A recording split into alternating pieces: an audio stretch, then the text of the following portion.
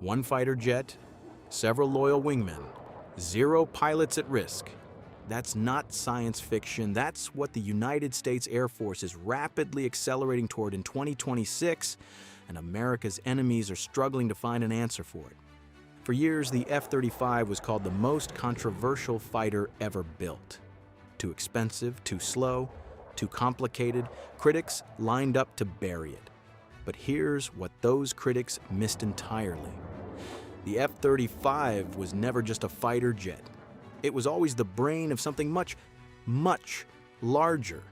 That something now has a name. Collaborative Combat Aircraft, CCA. And as it moves toward fielding, it will fundamentally shift the balance of air power globally, complicating targeting, multiplying combat mass, and forcing adversaries to rethink decades of strategic investment. This is the story of how the F-35 is becoming the most dangerous weapon system ever built. To understand why CCA changes everything, you need to understand the problem it solves. Modern air combat has a brutal equation. Stealth fighters cost between $80 and $100 million each. Pilots take a decade to fully train. And in a high-intensity conflict, say a Taiwan Strait scenario, both of those things get used up faster than anyone in Washington wants to admit publicly. China knows this. Their entire air defense strategy in the Pacific is built around one idea: make American air operations so costly in aircraft and in lives that political willpower collapses before military capability does. It's a smart strategy. And for a while, it was working.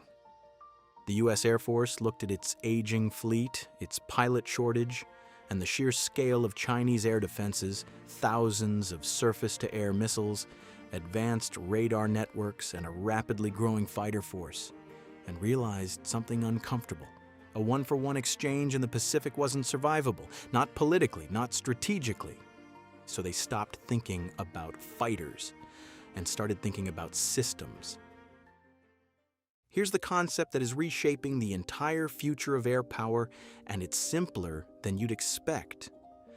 What if an F-35 pilot didn't fly alone? What if, instead of one aircraft costing $85 million with one irreplaceable human being inside, that same pilot commanded a formation of several autonomous jets, each one smart enough to fight, surveil, and strike independently, but loyal enough to follow human intent?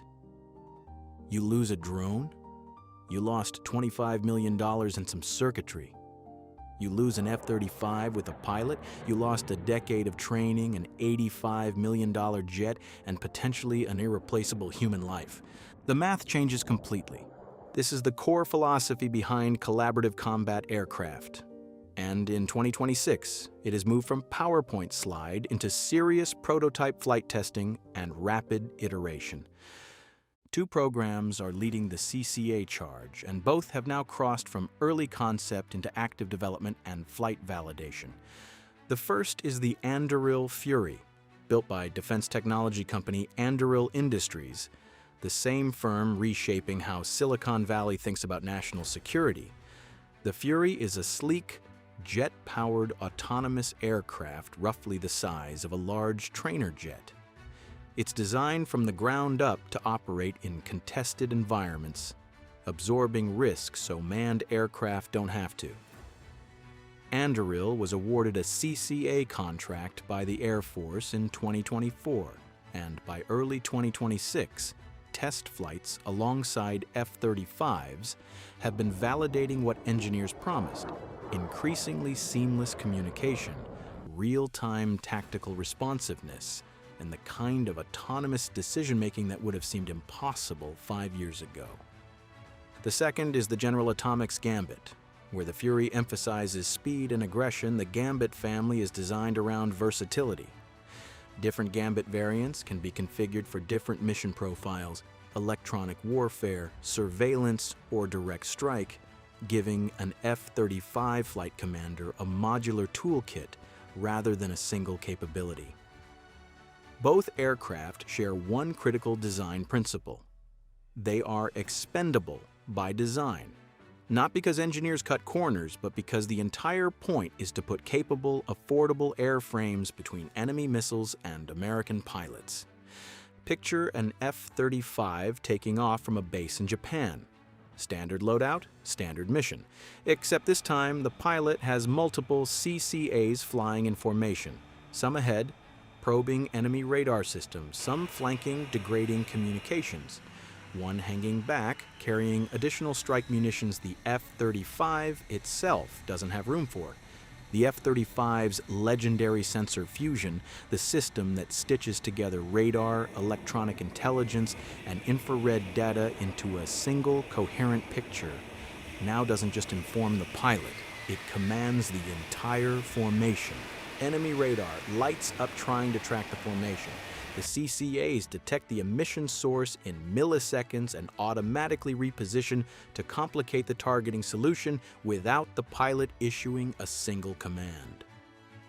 A surface-to-air missile battery comes online 40 miles ahead.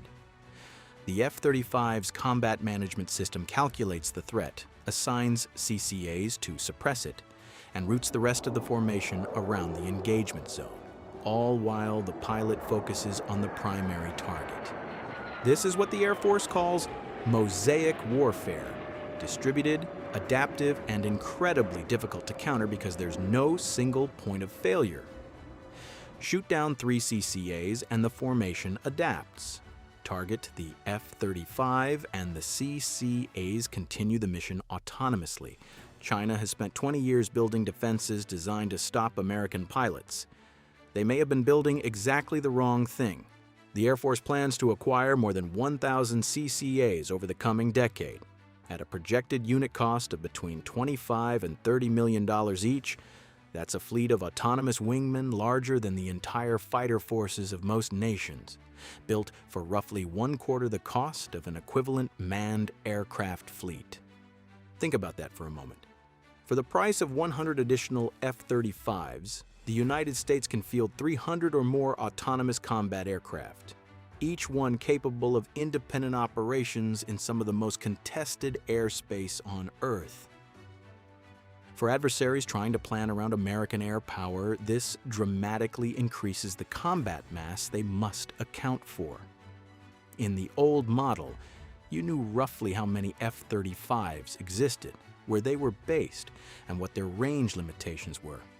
Now, an American carrier strike group or forward air base can project force through hundreds of autonomous platforms that can be repositioned, reconfigured, and surged faster than any intelligence cycle can reliably track. The strategic uncertainty alone begins to function as a deterrent. Here's what makes CCA viable in 2026 that wasn't possible even in 2020. Artificial intelligence that performs meaningfully under combat representative conditions. Earlier, autonomous systems were brittle. They performed well in scripted test environments and failed in the chaos of real operations.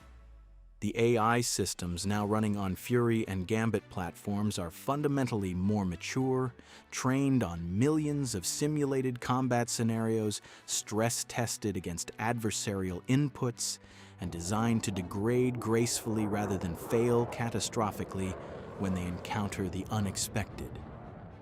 The communication architecture is equally critical.